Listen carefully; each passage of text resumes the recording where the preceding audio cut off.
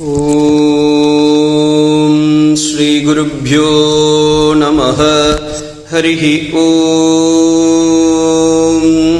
ಗಣಾನಾಂ ತ್ವಾ ಗಣಪತಿಂ ಭವಾಮಹೇ ಕವಿಂ ಕವೀನಾಮುಪಮಸ್ರವಸ್ತಮಂ ಜ್ಯೇಷ್ಠರಾಜಂ ಬ್ರಹ್ಮಣಾಂ ಬ್ರಹ್ಮಣಸ್ಪತ ಆನಶೃಣ್ವನ್ನೋತಿಭಿಃ ಸೀದಸಾಧನಂ.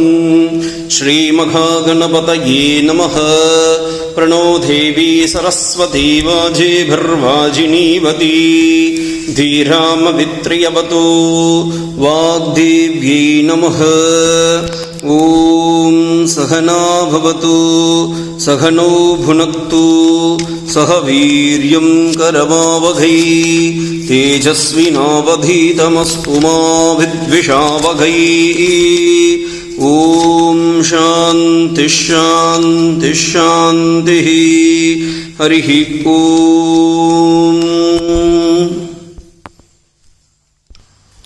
ಓಂ ಸಹನಾ ಭವತು ಸಹನೋ ಭುನಕ್ತು ಸಹ ವೀರ್ಯಂ ಕರವಾವಹೈ ತೇಜಸ್ವಿನಾವಧೀತಮಸ್ತು ಮಾ ವಿದ್ವಿಷಾವಹೈ. ಓಂ ಶಾಂತಿ ಶಾಂತಿ ಶಾಂತಿ. ಹರಿಃ ಓಂ. ಅಥ ಪುರುಷೋ ವೈ ನಾರಾಯಣೋ ಕಾಮಯತ ಪ್ರಜಾಸೃಜೇಯೇತಿ ನಾರಾಯಣಾತ್ ಪ್ರಾಣೋ ಜಾಯತೆ ಮನಸ್ಸರ್ವೇಂದ್ರಿಯಾಣಿ ಚ ಕಂಭಾಯುರ್ಜ್ಯೋತಿರಾಪ ಪೃಥಿವೀ ವಿಶ್ವಸ್ಯ ಧಾರಿಣೀ ನಾರಾಯಣಾದ್ ಬ್ರಹ್ಮಾ ಜಾಯತೆ ನಾರಾಯಣಾದ್ ರುದ್ರೋ ಜಾಯತೆ ನಾರಾಯಣಾದಿಂದ್ರೋ ಜಾಯತೆ ನಾರಾಯಣಾತ್ ಪ್ರಜಾಪತಯಃ ಪ್ರಜಾಯಂತೆ ನಾರಾಯಣಾದ್ವಾದಶಾದಿತ್ಯಾ ರುದ್ರಾ ವಶವಃ ಸರ್ವಾಣಿ ಚ ಛಂದಾಗುಂಸಿ ನಾರಾಯಣಾದೇವ ಸಮುತ್ಪದ್ಯಂತೆ ನಾರಾಯಣೇ ಪ್ರವರ್ತಂತೆ ನಾರಾಯಣೇ ಪ್ರಲೀಯಂತೆ. ಓಂ. ಅಥ ನಿತ್ಯೋ ನಾರಾಯಣಃ ಬ್ರಹ್ಮಾ ನಾರಾಯಣಃ ಶಿವಶ್ಚ ನಾರಾಯಣಃ ಶಕ್ರಶ್ಚ ನಾರಾಯಣಃ ದ್ಯಾವಾ ಪೃಥಿವ್ಯೌ ಚ ನಾರಾಯಣಃ ಕಾಲಶ್ಚ ನಾರಾಯಣಃ ದಿಶಶ್ಚ ನಾರಾಯಣಃ ಊರ್ಧ್ವಶ್ಚ ನಾರಾಯಣಃ ಅಧಶ್ಚ ನಾರಾಯಣಃ ಅಂತರ್ಬಹಿಶ್ಚ ನಾರಾಯಣಃ ನಾರಾಯಣ ಏವೇದಘುಂ ಸರ್ವಂ ಯದ್ಭೂತಂ ಯಶ್ಚ ಭವ್ಯಂ ನಿಷ್ಕಲೋ ನಿರಂಜನೋ ನಿರ್ವಿಕಲ್ಪೋ ನಿರಾಖ್ಯಾತಃ ಶುದ್ಧೋ ದೇವ ಏಕೋ ನಾರಾಯಣಃ ನ ದ್ವಿತೀಯೋऽಸ್ತಿ ಕಶ್ಚಿತ್ ಯ ಏವಂ ವೇದ ಸ ವಿಷ್ಣುರೇವ ಭವತಿ ಸ ವಿಷ್ಣುರೇವ ಭವತಿ. ಓಮಿತ್ಯಗ್ರೇ ವ್ಯಾಹರೇತ್ ನಮ ಇತಿ ಪಶ್ಚಾತ್ ನಾರಾಯಣಾದ್ಯೇತ್ಯುಪರಿಷ್ಠಾತ್.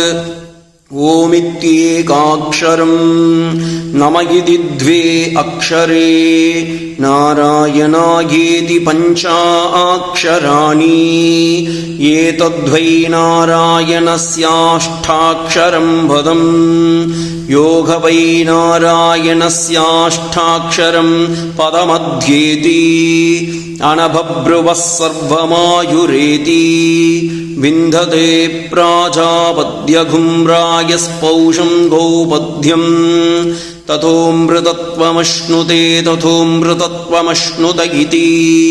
ಯ ಏವಂ ವೇದ ಪ್ರತ್ಯಗಾನಂದಂ ಬ್ರಹ್ಮ ಪುರುಷಂ ಪ್ರಣವಸ್ವರೂಪಂ ಅಕಾರ ಉಕಾರ ಮಕಾರ ಇತಿ ತಾನೇಕಧಾ ಸಮಭರತ್ತಥೇತತೋಮಿತಿ.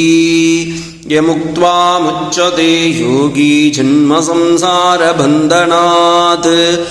ಓಂ ನಮೋ ನಾರಾಯಣಾಯೇತಿ ಮಂತ್ರೋಪಾಸಕಃ ವೈಕುಂಠಭುವನಲೋಕಂ ಗಮಿಷ್ಯತಿ तदिदं परं पुण्डरीकं विज्ञानघनं तस्माद्ददिधावन्मात्रं ब्रह्मण्यो देवकी पुत्रो ब्रह्मण्यो मधुसूदनो सर्वभूतस्तमेकं नारायणं कारणरूपमकारपरब्रह्मो एततथर्वशिरो योधीते प्रातरतीयानो रात्रिकृतं पापं नाशयति सायमदीयानो दिवसकृतं पापं नाशयति माध्यन्धिनमादित्यादिमुखोदीयान् पञ्चपातकोपपातकात्